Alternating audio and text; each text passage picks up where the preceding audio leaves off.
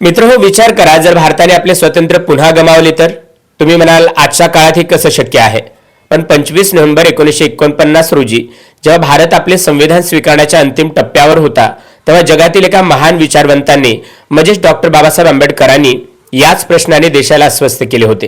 त्यांनी फक्त संविधान दिले नाही, तर भारताच्या भविष्यातील जयचंदाबद्दल आणि आपल्याच लोकांच्या विश्वासघाताबद्दल एक गंभीर इशारा दिला होता. काय होते ते ऐतिहासिक भाषण आणि बाबासाहेबांच्या मनात नेमकी कसली भीती होती?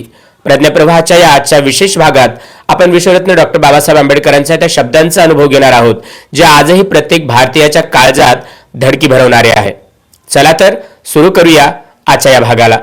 नमस्कार, मी प्रकाश आणि तुम्ही ऐकत आहात प्रज्ञाप्रवाह. मित्रहो, आज आपण मागे वळून पाहणार आहोत अशा एका भाषणाकडे ज्याला द ग्रामर ऑफ अनार्की असे म्हटले जाते. संविधान सभेचे काम पूर्ण होत असताना बाबासाहेबांनी संविधानाच्या रचनेपासून ते देशाच्या अंतर्गत शत्रूंपर्यंत जे विश्लेषण केले ते आजही तितकेच जिवंत आहे. चला अनुभवूया 25 नोव्हेंबर 1949 ची ती ऐतिहासिक सकाळ. 25 नोव्हेंबर 1949 दिल्लीच्या कॉन्स्टिट्यूशन हॉलमध्ये एक इतिहास रचला जात होता. मसुदा समितीचे अध्यक्ष डॉक्टर बाबासाहेब आंबेडकर भाषणासाठी उभे राहिले. हे भाषण केवळ औपचारिक नव्हतं, तर ते होतं स्वतंत्र भारताच्या भविष्याला घातलेलं एक साकडं आणि दिलेला एक जबरदस्त इशारा. सुरुवातीलाच बाबासाहेबांनी टीकाकारांचे वाभाडे काढले. काही लोक म्हणत होते की आपण संविधान लिहायला खूप वेळ घेतला. बाबासाहेब कडाळले. काही लोक म्हणतात की रोम जळत असताना नीरो जसा फिडल वाजवत बसला होता तसेच आपण काम केले. पण वस्तुस्थिती काय आहे?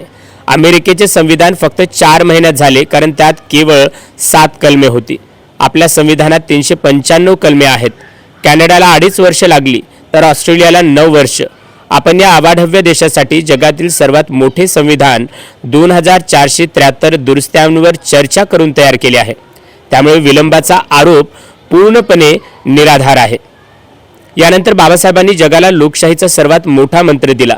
ते म्हणाले, अध्यक्ष महोदय, संविधान कितीही चांगले असले तरी ते शेवटी वाईटच ठरेल जर ते राबवणारे लोक वाईट असतील, आणि संविधान कितीही वाईट असले तरी ते चांगले ठरू शकते जर ते राबवणारे लोक चांगले असतील.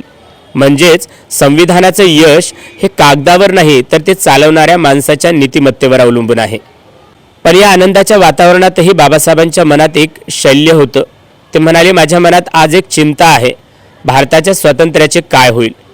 भारत आपले स्वातंत्र्य पुन्हा गमावेल का? हा विचार मला अस्वस्थ करतो. बाबासाहेबांनी इतिहासाची जखम उघडली.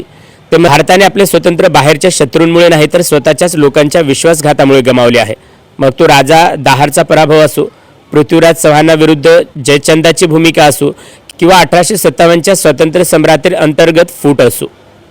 बाबासाहेबांनी आजच्या काळासाठीही सावध केलं. ते म्हणाले, इतिहासाची पुनरावृत्ती होईल का? आज आपल्याकडे केवळ जाती धर्माचे शत्रू नाहीत, तर विविध राजकीय विचार प्रवाह आहेत. जर आपण संविधानापेक्षा स्वतःच्या पक्षाला आणि विचारधारेला मोठे मानले, तर आपले स्वातंत्र्य दुसऱ्यांदा धोक्यात येईल आणि कदाचित ते कायमचे जाईलही. म्हणूनच आपण आपल्या रक्ताच्या शेवटच्या थेंबापर्यंत या स्वातंत्र्याचे रक्षण करण्याचा निर्धार केला पाहिजे. मित्रहो, या धोक्यांपासून वाचण्यासाठी बाबासाहेबांनी आपल्याला 3 लाईफलाईन्स दिल्या आहेत. 1. घटनात्मक मार्गांचा वापर करा. व्यक्तिपूजा टाळा. लोकशाहीत व्यक्तिपूजा ही हुकुमशाहीची पहिली पायरी आहे, आणि सामाजिक लोकशाही म्हणजेच जोपर्यंत समाजात समता, स्वातंत्र्य आणि बंधुता येत नाही, तोपर्यंत राजकीय लोकशाही अपूर्णच आहे. मित्रहो, बाबासाहेबांचे हे विचार आजही तितकेच जिवंत आहेत.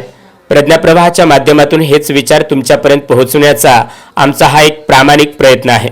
जर आमचं काम आणि यावरील कंटेंट तुम्हाला आवडत असेल, तर खाली दिलेल्या जॉईन बटनवर क्लिक करून प्रज्ञाप्रवाहाची मेंबरशिप नक्की घ्या. तुमचं हे छोटं सहकार्य आम्हाला भविष्यात अजून सखोल विषयांवर काम करण्यासाठी मोठं बळ देईल. पुन्हा भेटूया अशाच एका ऐतिहासिक प्रवासात. तोपर्यंत ऐकत रहा प्रज्ञाप्रवाह पॉडकास्ट.